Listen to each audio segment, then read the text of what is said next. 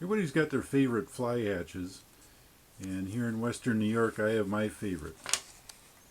It's the gray fox, Stenonema fuscum. The reason why gray foxes are my favorite is because they're a big mayfly. They'll attract a lot of nice sized fish to the surface to feed on them, and they hatch throughout the day. It's not like some big burst of activity.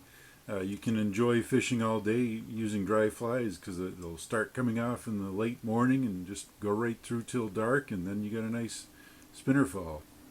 So then, over the years, I arrived at my kind of final draft of the dry fly I use for copying the gray fox, and it's not really original. It's just a combination of materials and colors and things that work best for me, and I'll show it to you all. So we start off with a size 14 2x long dry fly hook. It's kind of a trick when you're tying the larger mayfly patterns. Anything over a size 14, you'll drop it down to hook size and go to a 2x long hook. And the theory behind that is that there's less metal in one of these hooks than there would be in a standard length size 12 hook. So it would float better. And I've been doing it that way for years. Works pretty good, and I can't take credit for it. It's an AK Best innovation. Your thread, you use an 8/0 light tan. And you give the shank a good coating, good even coating of that.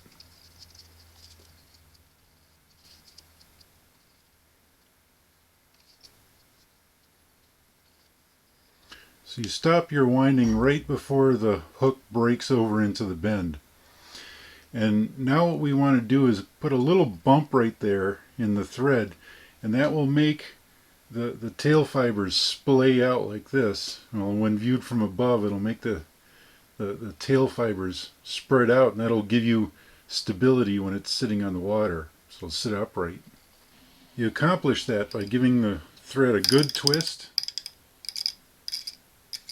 and then piling a few wraps one on top of the other right at that place where the tail will exit the dressing of the fly. I don't know if that shows up. There's a slight little bump right there.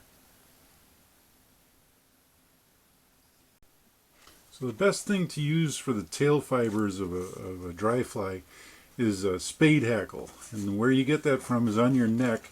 You grab the feathers that are on the outer edges like this. They'll have longer fibers than your good hackle ones in the middle. You pull these off to get your tail fibers from.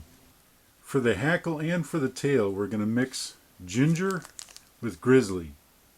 Or you could take a barred ginger to mix with a grizzly as well. Either one works pretty good.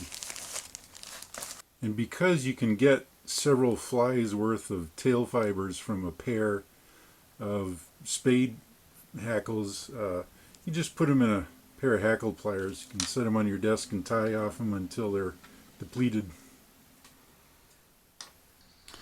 You want to even up the tips of the fibers as you pull them off the feathers. You hold it like this. And I like to strip off the ones that have a lot of webbing on them from the bottom. Then you hold it like this and pull an amount of them off, and then just strip it like that. So we got those, and I can set them aside and get some from the grizzly feather, same way.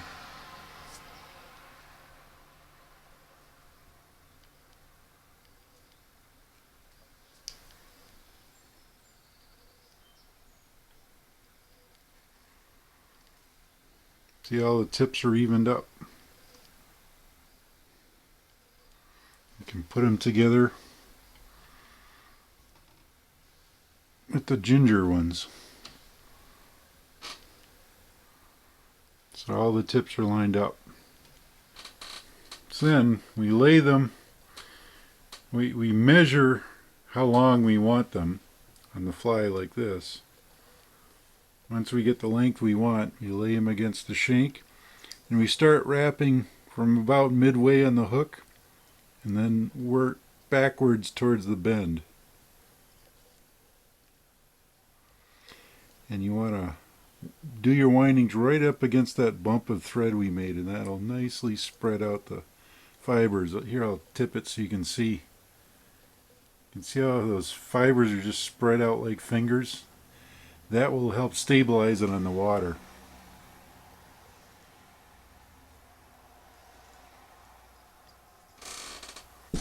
I'll trim away our excess.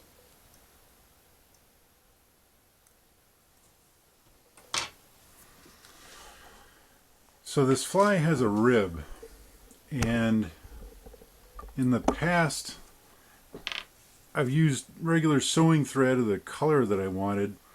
I don't have the color that I like. This is tan, but I want it somewhere between tan and brown. You should use sewing thread because that's the thickness that we want. Fly tying thread would not be thick enough. So what I think I'm going to do, I have some fly tying thread that's too dark, some sewing thread that's too light. I'm going to twist them together and see what I get. It kind of doesn't look half bad. It has that mottled look to it, and a gray fox fly has a mottled look to it, so that might be a decent rib. I'm going to try it that way. So I'm going to tie these two threads off the back of the hook as one, and I'm going to dub a body, and then these two threads will be our rib.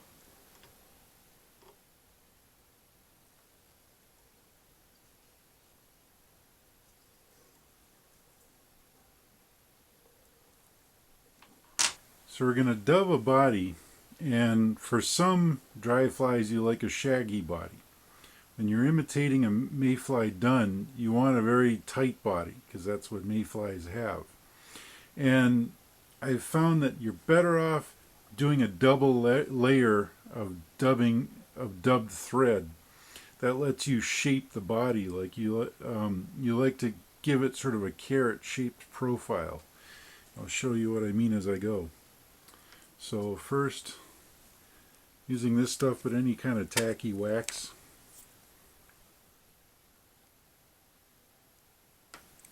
Your dubbing is, this was made for, to imitate a sulfur, and it's yellow with some brown mixed in with it, so it's not quite completely yellow. It's got some brown mottling in there. Afraid I can't tell you the brand name. I bought this a long time ago. But it's very finely textured synthetic yarn. A little clump of it.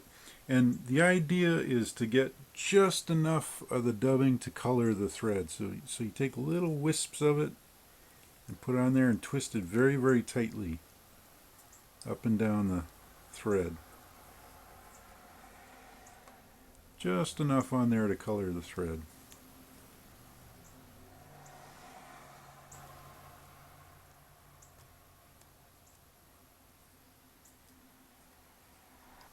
So again, here we are at the halfway point of the hook. We'll start doing some very tight windings going back towards the bend.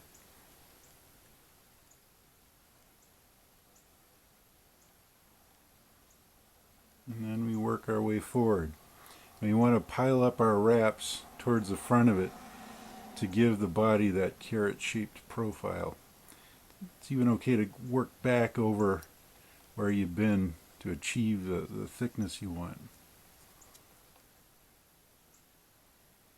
Okay? And then we'll take our thread for the ribbing and we'll twist it very, very tightly.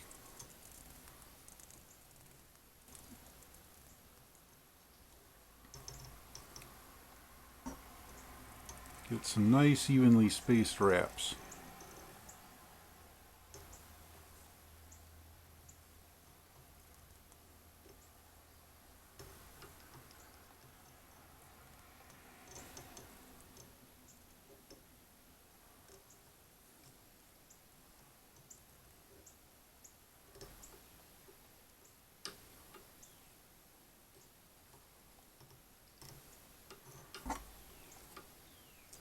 And we tie it down.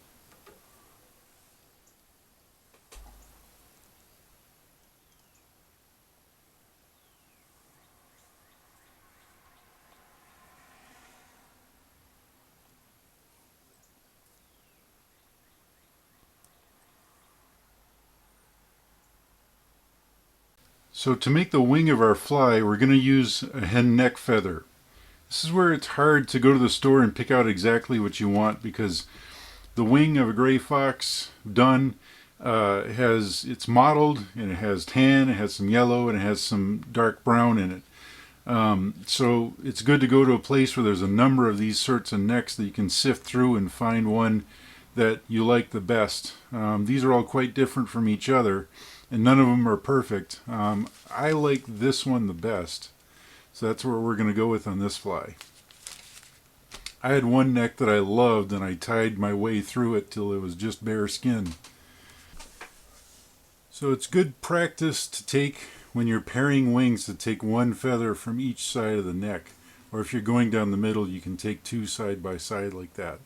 But they have to be the same size, so they want to be on the same level on the neck. Pick out your pair, and then you want to strip out the webby feathers on either side.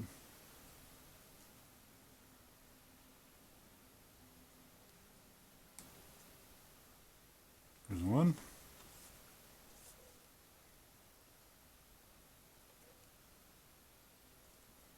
There's two. So when you burn your wings, it gives the wings a really nice silhouette. And you can get these burning tools. They're specific to the size of the fly that you're tying. So this one here is good for size 12 and 14. This one here is for sizes 16 and 18.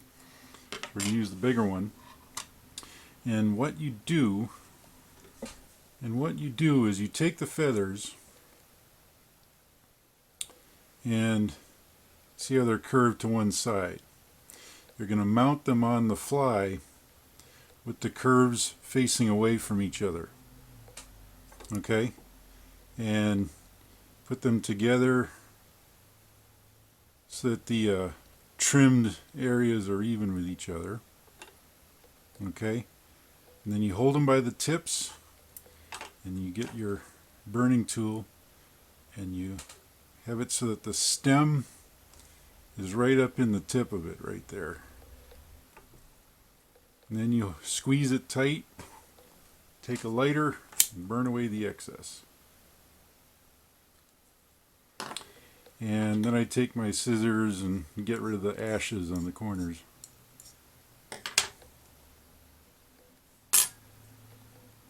And there you have our wings. Now sit nicely on the fly. So I have this little hackle sizing gauge, which is a really good thing to have. You can even make your own if you want to. But it's real handy to keep right on your vise. I like to size my feathers while they're still on the neck. That way I don't have a whole bunch of loose feathers floating around. You can just keep trying till you find the size that you want, then pull it off and use that one. So remember, we're tying in a size 14 hook, but we're dressing it as if it were a size 12 fly. So that one will fit, and we'll use that one. And we're going to mix in a grizzly with the ginger colored feather. So we take our hackle feathers, and you look for where the webby part of the feather almost stops, like right about there. You just strip away the barbules from either side of it.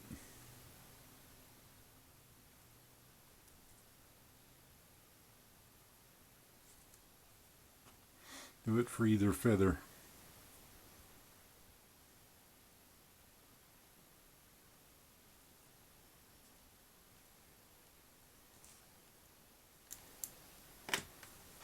So we stack our hackle feathers one on top of the other and lay them next to the shank and tie them in.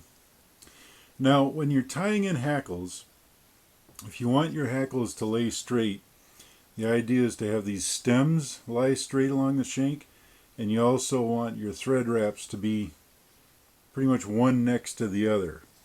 Because the more cylindrical you can have this hook shank be without any bumps or anything, the more evenly you're going to be able to wind your hackle around it.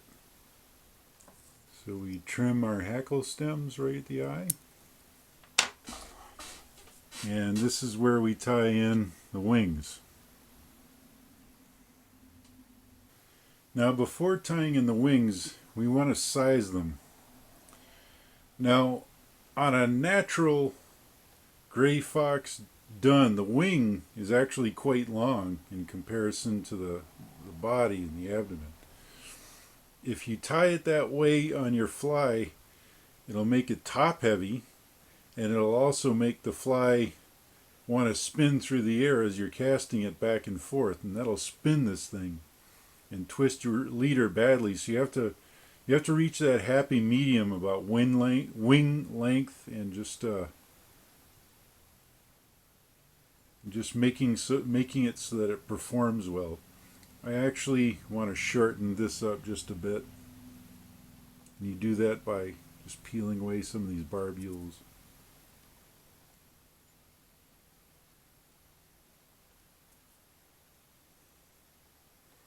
That's about right, and then make sure it's the same size as your second feather. You lay it alongside and just peel away the barbules that will make it the same length on the other one. All right.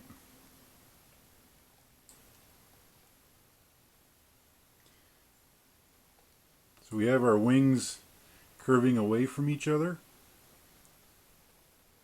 You hold them like that and tie them in about halfway between the eye and where the wraps stop. What I do is give it a couple wraps and then I'll tease the stems so that they're lying directly on top. And then I can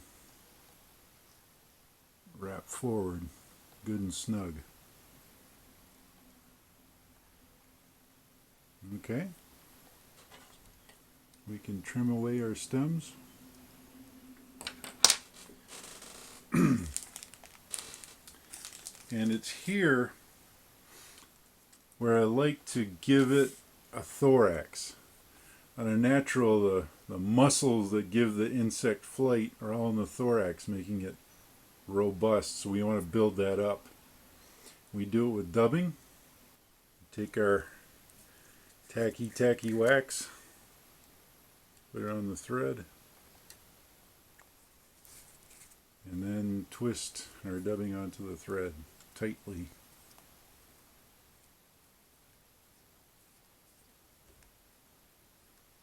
So like we did on the abdomen, we're going to make two passes, one going back, one going forward. And you strive to make them nice and even. And it's also here that we're going to perk up the wings because we'll have the dubbing behind it holding it up.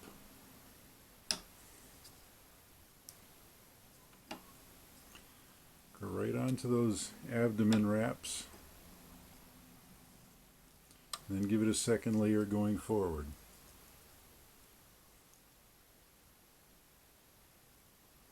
Okay, we're back at the eye.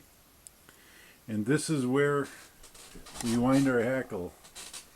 And if you're a hackled fly enthusiast, this is the most fun part of tying. You want to have a good pair of hackle pliers. Can't stress that enough. You want them to be metal tipped. There can't be any metal burrs inside of the jaws of it. It has to be flat, meet exactly, and no sharp edges at all. Okay? And we're going to do it one feather at a time.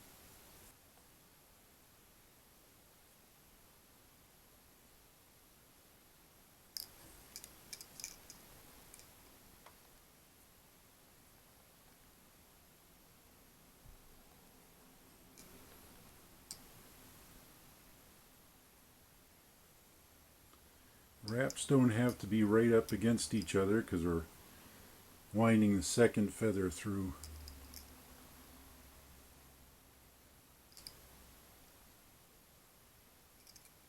You also don't want your fly to be excessively bushy. At least not here in western New York. The general rule is if you're fishing a placid stream, you want your hackles to be more sparse. If you're fishing a fast-moving stream, you go with a bushier fly. So it takes to float it.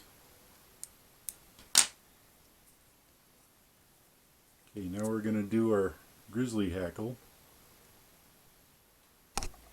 The way that you wind it through the previous feather, the ginger, without bending over and trapping any of it, is you kind of wiggle the hackle as you wind it through, and that works its way through the other fibers.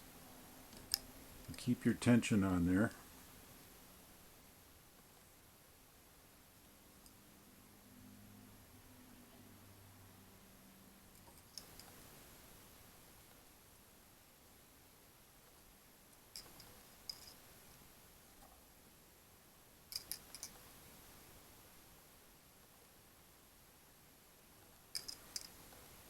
And then you tie it off.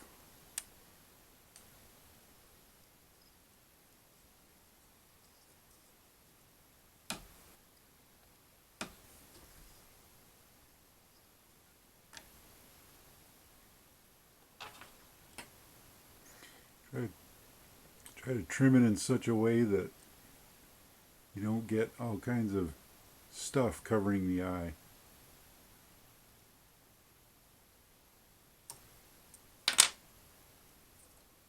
And to tie off the head, you just pull everything back. Give it a bunch of wraps.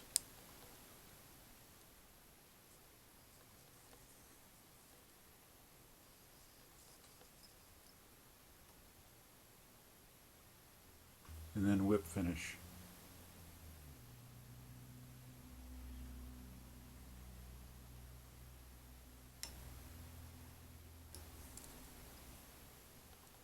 A lot of people don't bother with cement on the head of dry flies because your wraps are so tight in there that the thread holds itself in pretty good.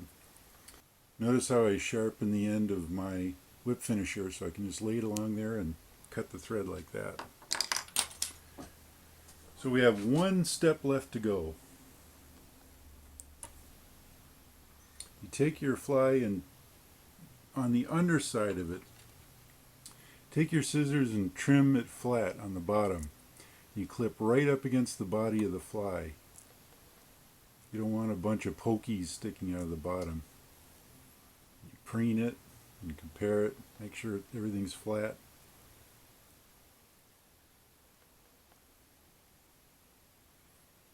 Trim a little more.